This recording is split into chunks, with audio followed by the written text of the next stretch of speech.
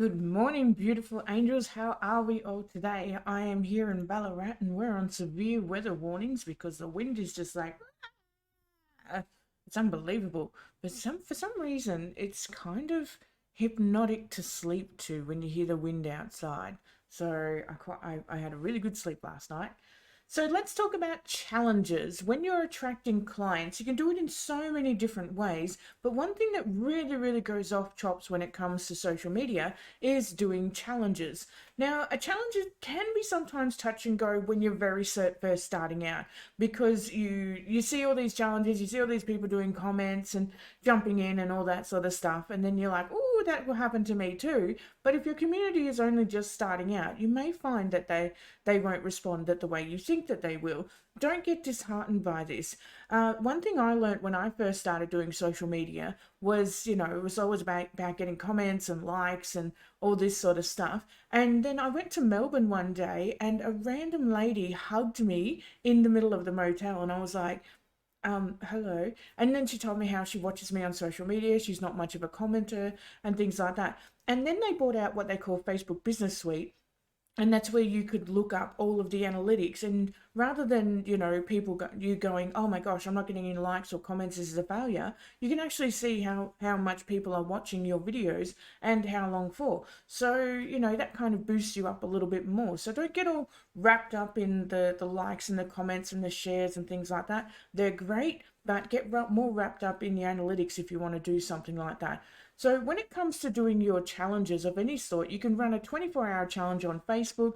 You can do a 5-day challenge. Ask people to post their efforts about about the challenge on your social media wall. So my best friend loves doing photo challenges, and where you post a photo every day on some subject, and what they do is they actually give people a list of it's 100 days of photos, that's what it's called, and they use a hashtag as well, and so that builds up the hashtag. So when it comes to the photos, they give them a topic every single day and they're like, post something. And it's really simple stuff. It's usually everyday stuff, people that are interested in photography. One of my other best friends, she does 100 days of happy. So she posts a photo every day of something that makes her happy. So keep it simple and easy to understand. Now, this is where I want you to flip it up a little bit, okay? Notice the word achievement on the screen right there. This is where it changes it up a bit. So rather than saying it's a challenge of some sort, tell them it's an achievement, because when you achieve something, you get this sense of emotion, sense of connection, you get all this other stuff going on. So you can write down, we're going to do a 24-hour challenge in order to achieve blah, blah, blah. So not only do you have to give problem, but solution as well. So what sort of achievements can you do? One of my favorite is declutter your wardrobe.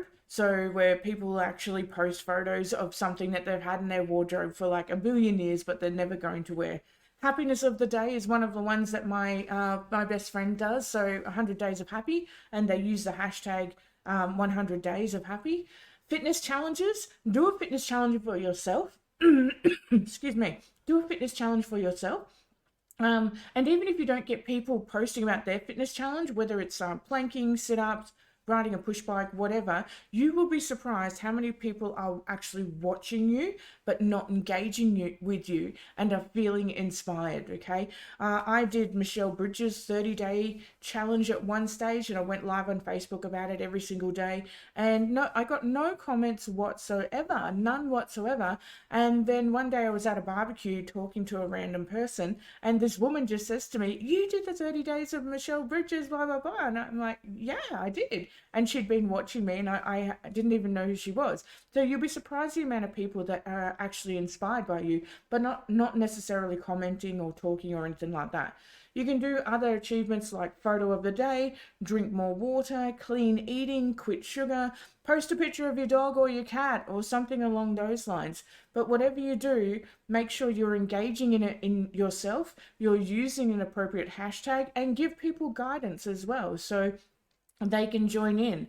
But whatever you do, like, this is all about, we give clients leverage tasks and things like that, and this is about getting people to engage in what it is that they want to do, what they're passionate about, and connect with you so that you can attract clients. Because Like even just last night, I was teaching a class and I had one of the a brand new student come on through, and she turned around and she's like, I want to do this and I want to do this and I want to do this. And I'm like, okay, yeah, sure. She goes, I've been watching you on social media. I haven't commented or anything like that because I'm a very private person, but I want to do this, this, this, and this. And then all of a sudden you've got a client.